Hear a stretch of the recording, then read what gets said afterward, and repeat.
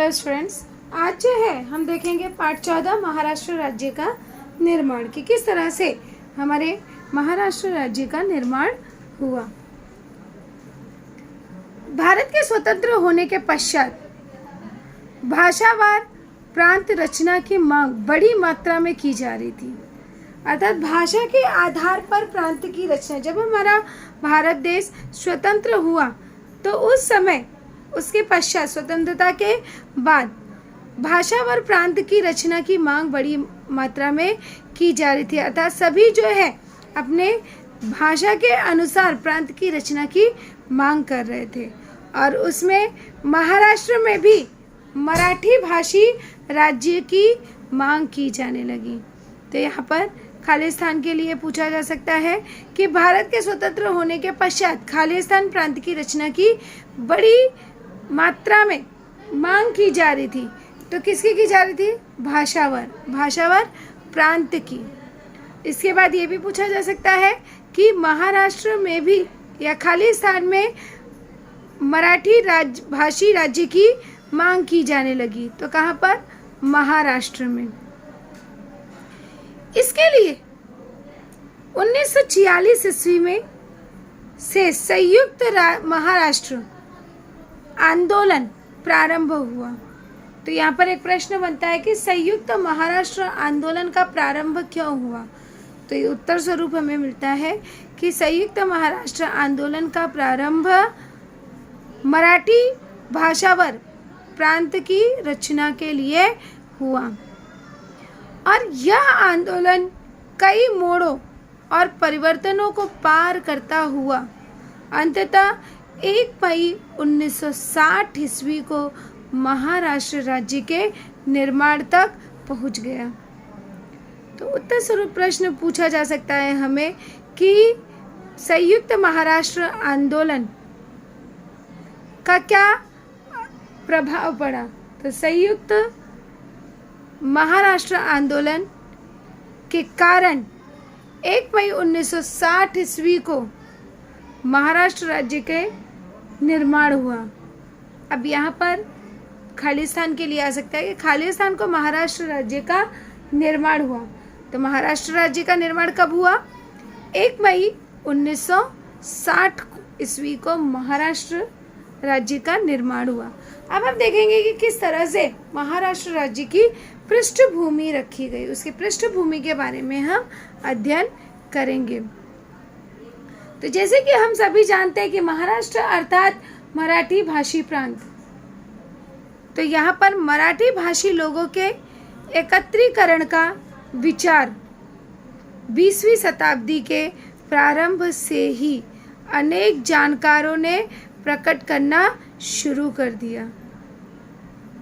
तो यहाँ पर जो है किस तरह से मराठी भाषा के लोग एक साथ रहे, उसके एकीकरण की विचार किस शताब्दी से प्रारंभ हुई। तो उनके एकीकरण का विचार जो है वह 20वीं शताब्दी से प्रारंभ हुआ और 1911 ईस्वी में अंग्रेज सरकार को बंगाल का विभाजन रद्द करना पड़ा। तो यहाँ पर एक प्रश्न बनता है कि 1911 ईस्वी में अंग्रेज सरकार को खालिस्तान का विभाजन रद्द करना पड़ा। तो किसका? बंगाल प्रांत का विभाजन रद्द करना पड़ा। और इस पृष्ठभूमि में यहाँ पे महाराष्ट्र की पृष्ठभूमि में न.ची. केलकर ने लिखा कि मराठी भाषियों की समग्र जनसंख्या एक शासन के नीचे होनी चाहिए। अब यहाँ पे एक प्रश्न बनता है कि न.ची. केलकर ने क्या लिखा। तो न.ची. केलकर ने लिखा कि मराठी भाषियों को जो है एक साथ उसकी पूरी जनसंख्या को एक शासन के नीचे होना चाहिए और इस प्रकार 1915 ईस्वी में लोकमान्य तिलक ने भाषावार प्रांत की रचना की मांग उठाई थी, परंतु उस समय भारत की स्वतंत्रता का मुद्दा अधिक महत्वपूर्ण था, अतः तिलक की मांग पीछे रह गई।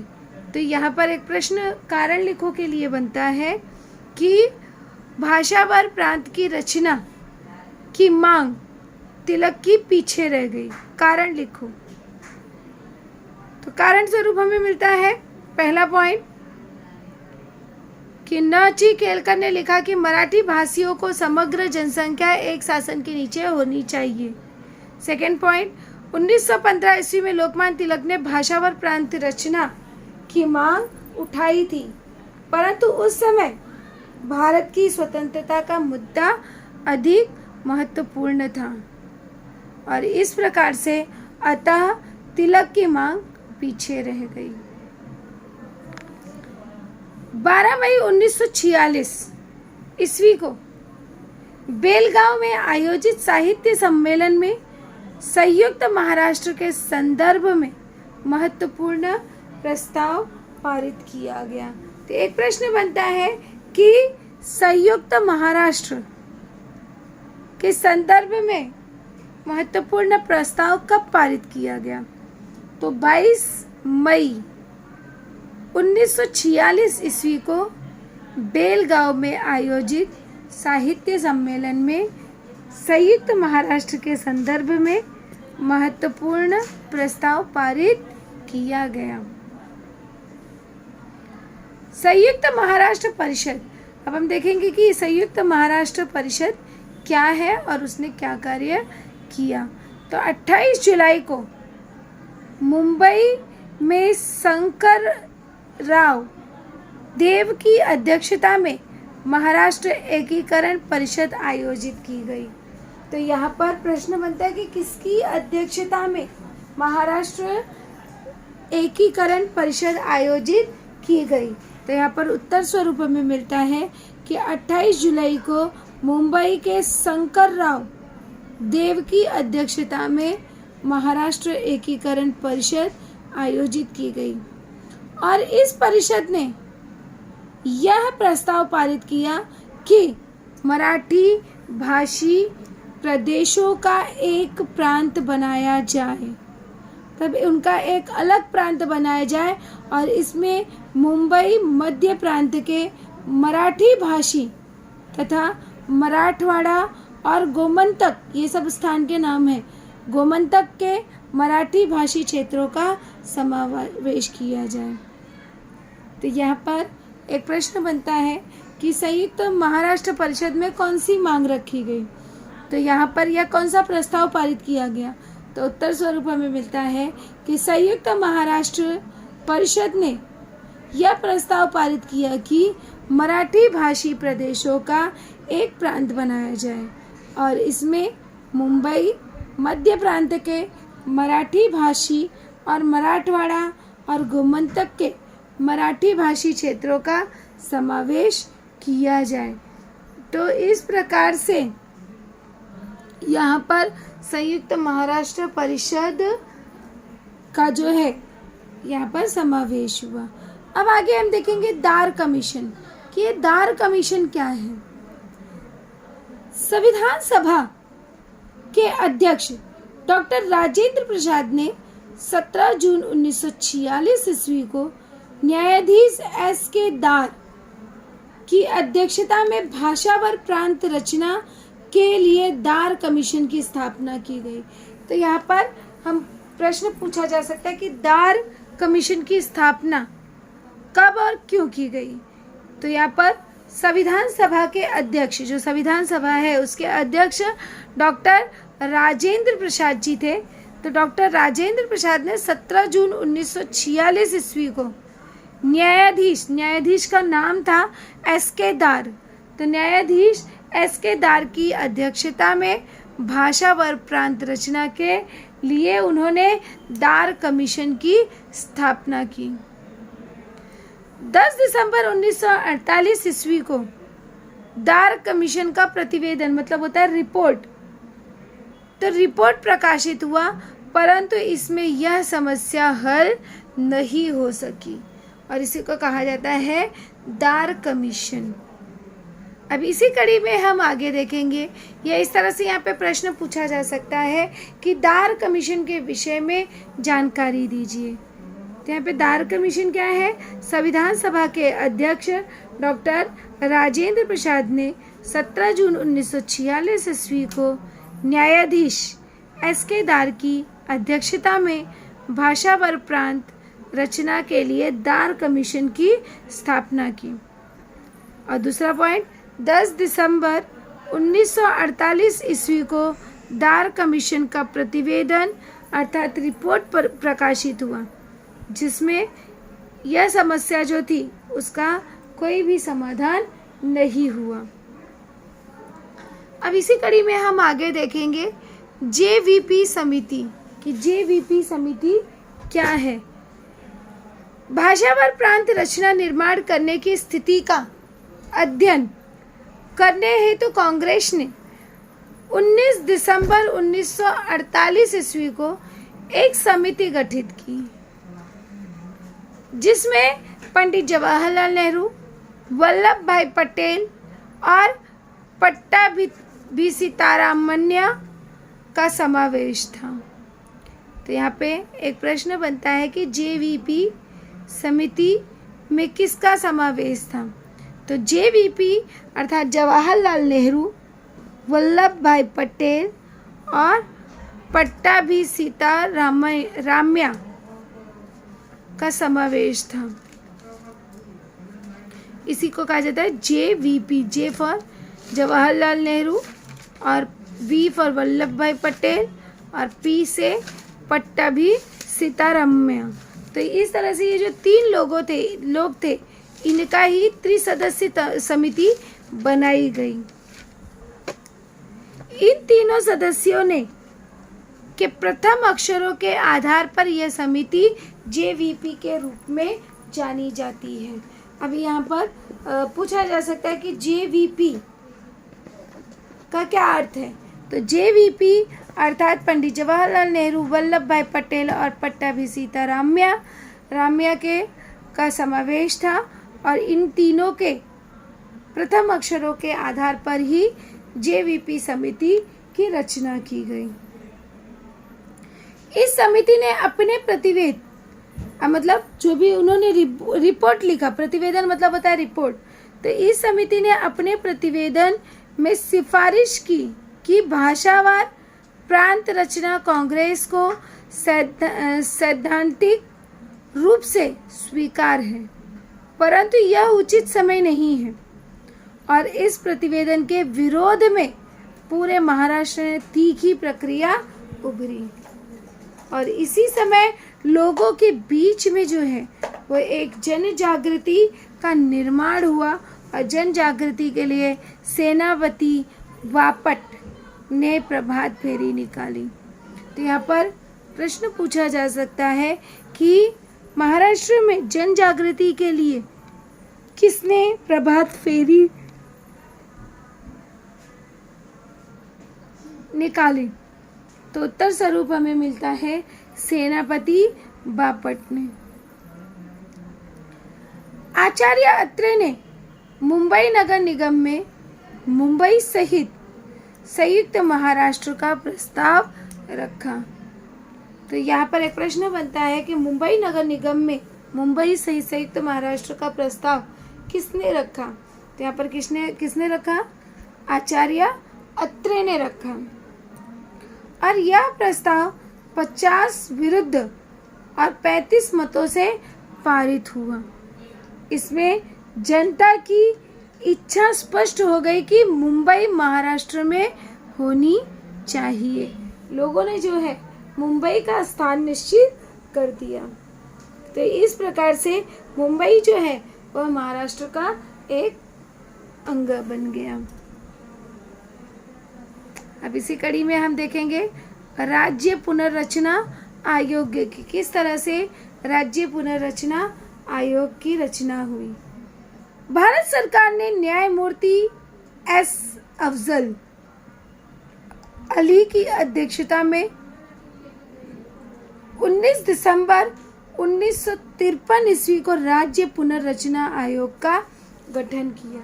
तो यहाँ पर एक प्रश्न बनता है कि राज्य पुनर्रचना आयोग का गठन किसने किया और कब किया। तो भारत सरकार ने न्यायमूर्ति S. अफजल अली की अध्यक्षता में 29 दिसंबर 1953 ईस्वी को राज्य पुनर्रचना आयोग का गठन किया और इस आयोग ने, ये जो राज्य पुनर्रचना आयोग थी, तो इस आयोग ने 10 अक्टूबर 1955 ईस्वी को अपना प्रतिवेदन प्रस्तुत किया और इस प्रतिवेदन में उन्होंने मुंबई का द्विभाषी राज्य निर्माण करने की सिफारिश की। अर्थात मुंबई में जो है दो भाषाओं का राज्य हो, ऐसे निर्माण की उन्होंने सिफारिश की। तो इस तरह से राज्य पुनर्रचना आयोग ने अपनी एक अहम भूमिका निभाई। अब यहाँ पे आपको टिप्पणी के लिए पूछा जा सकता है कि राज्य पुनर्रचना आयोग के विषय में जानकारी दीजिए। जानकारी में फर्स्ट पॉइंट क्या है कि भारत सरकार ने न्यायमूर्ति एस अफजल अली की अध्यक्षता में 29 दिसंबर 1953 ईस्वी को राज्य पुनर्रचना आयोग का गठन किया। सेकेंड पॉइंट, इस आयोग ने 10 अक्टूबर 1955 ईस्वी को अपना प्रतिवेदन प्रस्तुत किया। और थर्ड पॉइंट हो जाएगा कि इस प्रतिवेदन में उन्होंने मुंबई का द्विभाषी राज्य निर्माण करने की सिफारिश की। अगला हमारा क्वेश्चन आगे हम देखेंगे नागपुर समझौता। अब देखेंगे कि ये नागपुर समझौता क्या है। तो सभी मराठी भाषी जनता का एक राज्य गठित करने हेतु 1953 ईस्वी में नागपुर का समझौता हुआ। तो यहाँ पर प्रश्न बनता है कि नागपुर का समझौता क्यों हुआ। तो नागपुर के समझौते के पीछे जो है प्रमुख कारण था सभी मराठी भाषी राज्य जितने मराठी भाषी जनता थी उनका एक राज्य गठित करने हेतु 1953 ईस्वी में नागपुर का समझौता हुआ। और इस समझौते के अनुसार पश्चिम महाराष्ट्र और विदर्भ मराठवाड़ा सहित लगभग संयुक्त महाराष्ट्र का निर्माण हुआ। और संविधान में 1956 ईस्वी में के संशोधन के अनुसार धारा 371 का संविधान में समावेश किया गया। और उसके अनुसार धारा 371 के अनुसार विकास कार्य के लिए न्यायपूर्ण राशि, तकनीकी और व्यावसायिक शिक्षा हेतु पर्याप्त राशि और उस क्षेत्र की जनसंख्या के अनुपात में राज्य सरकार की सेवा में नौकरियों के अवसर और महत्वपूर्ण जो विधानसभा का वर्ष में एक सत्र नागपुर में लेना आदि बातों का आश्वासन नागपुर समझौते द्वारा किया गया। अब यहाँ पर प्रश्न बनता है कि नागपुर समझौते द्वारा किन बातों का आश्वासन दिया गया। तो नागपुर समझौते द्वारा विकास कार्य के लिए न्यायपूर्ण राशि, तकनीकी और व्यावसायिक शिक्षा हेतु पर्याप्त राशि और उस क्षेत्र की जनसंख्या के अनुपात में राज्य सरकार की सेवा में नौकरियों के अवसर और इसके अलावा महाराष्ट्र विधानसभा का वर्ष में एक सत्र नागपुर में लेना, इन सभी बातों का आश्वासन नागपुर समझौते द्वारा किया गया।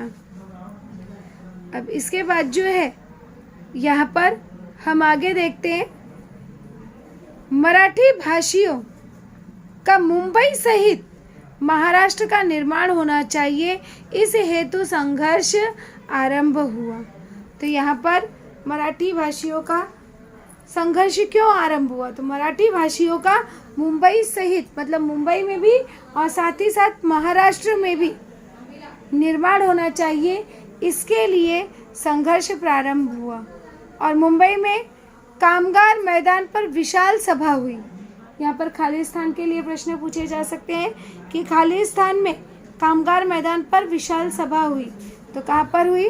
मुंबई में। और उसमें शंकरराव देव ने कहा, महाराष्ट्र में मुंबई को कोई अलग करेगा तो हम प्राणपण से उसका विरोध करेंगे। मतलब जी जान से, प्राणपण मतलब जी जान से उसका विरोध करेंगे। तो यहाँ पे एक प्रश्न बनता है कि शंकरराव देव ने क्या कहा? शंकरराव देव ने कहा कि महाराष्ट्र से अगर मुंबई को कोई अलग करता है तो वह उसके लिए प्राणपण से विरोध करेंगे। जनता की भावनाओं और मांगों को जन आंदोलन का स्वरूप प्राप्त होने लगा और उसमें महिलाएं भी, जो महिलाएं थी वो भी उत्स्फूर्त रूप से सम्मिलित होने लगी और आंदोलन में सुमतीबाई, गोरे, इस्मत चुगताई और दुर्गा भागवत, तारा रेड्डी, चारुशीला गुप्ते, कमलाताई मोरे, सुल्ताना जोहरी जैसे अनेक महिलाएं सहभागी हुई। तो अब यहाँ पर एक प्रश्न बनता है कि आंदोलन, महाराष्ट्र के में हुए आंदोलन में सम्मिलित व्यक्तियों के नाम लिखो। तो यहाँ पर कौन है आंदोलन में? सुमतीबाई, गोरे, इस्मत चुगताई और इसके अलावा दुर्गा भागवत, तारा रेड्डी, चारुशीला गुप्ते और कमलाताई मोरे, सुल्ताना जोहरी आदि महिलाओं का समावेश था। और आगे चलकर 7 नवंबर 1955 ईस्वी को श्रमिकों की सभा हुई। तो यहाँ पे एक प्रश्न बनता है कि श्रमिकों की सभा कब हुई? तो श्रमिकों की सभा 7 नवंबर 1955 को हुई। इसमें विविध मजदूर संस्थाएं और साथ ही साथ कम्युनिस्ट, प्रजा समाजवादी और समाजवादी शेतकरी कामगार पक्ष, जनसंघ जैसे कई राजनीतिक दल सम्मिलित हुए और इसके साथ ही साथ सभा के अध्यक्ष कामरेड श्रीपद अमृत डांगे थे। तो यहाँ पर एक प्रश्न बनता है कि श्रमिकों की सभा के प्रमुख अध्यक्ष कौन थे? तो यहाँ पर उनके प्रमुख अध्यक्ष थे कामरेड श्रीपद। और इस अधिवेशन में एस.एम. जोशी ने प्रस्ताव रखा कि मुंबई और विदर्भ सहित संयुक्त महाराष्ट्र का निर्माण किया जाना चाहिए और इस प्रकार से यहाँ पर जो है नागपुर समझौता संपन्न हुआ।